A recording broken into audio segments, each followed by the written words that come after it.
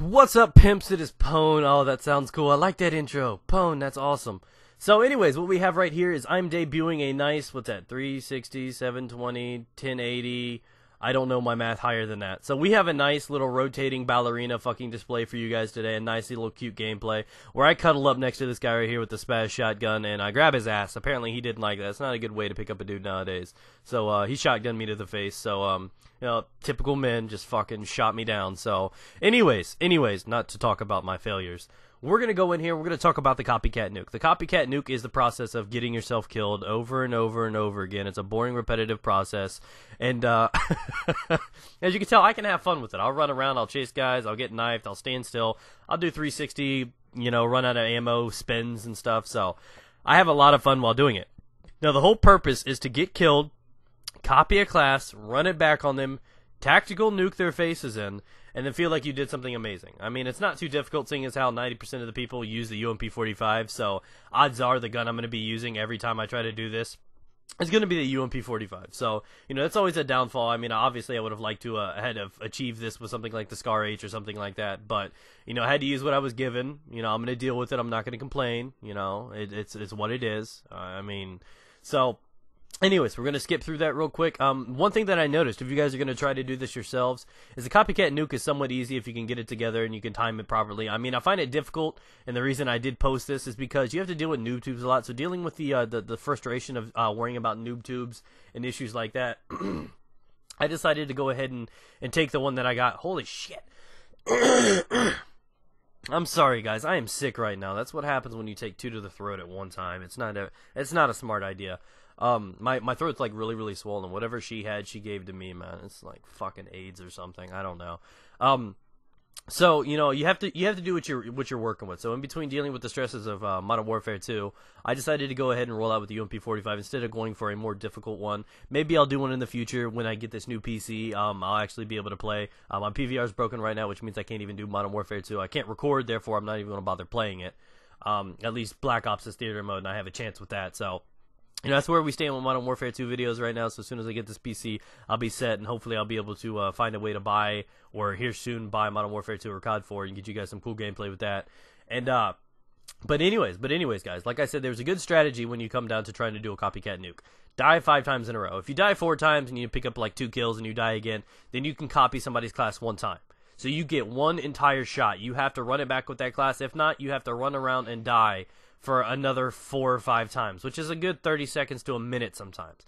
Very time consuming, a lot of deaths. So you have 1 shot. That's what makes it so challenging, is you've got to use it. You've got to work it, girl. You've got to make it happen with what you have. And that's always kind of a burden, if you will.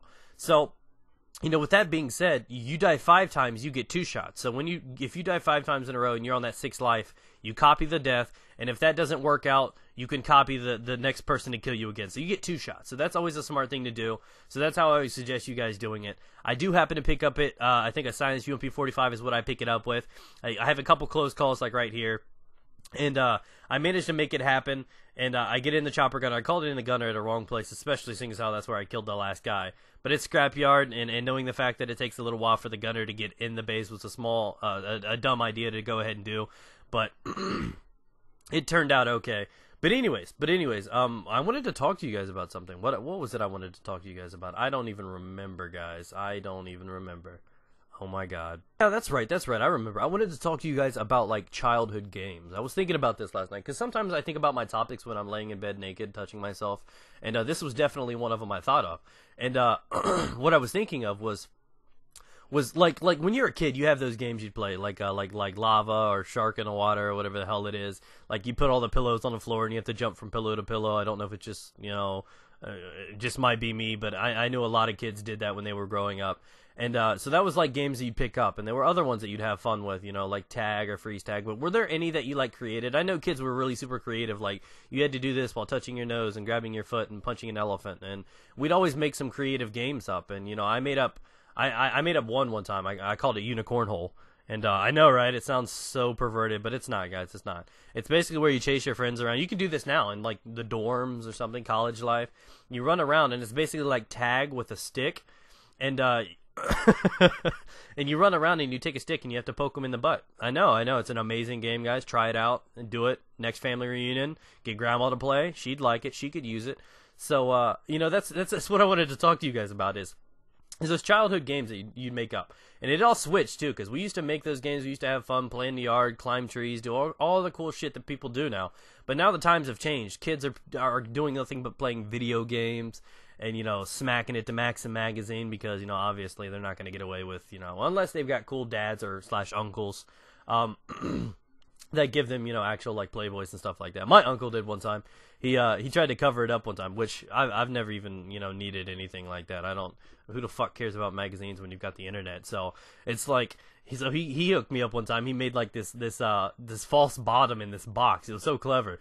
We went to, it was Christmas. I was like 13 years old or some shit. And he gave me all these comics. He gave me all these comics and had like a false bottom in the cardboard box where there was like 12, a whole year subscription of Playboys in there. And I thought it was hilarious.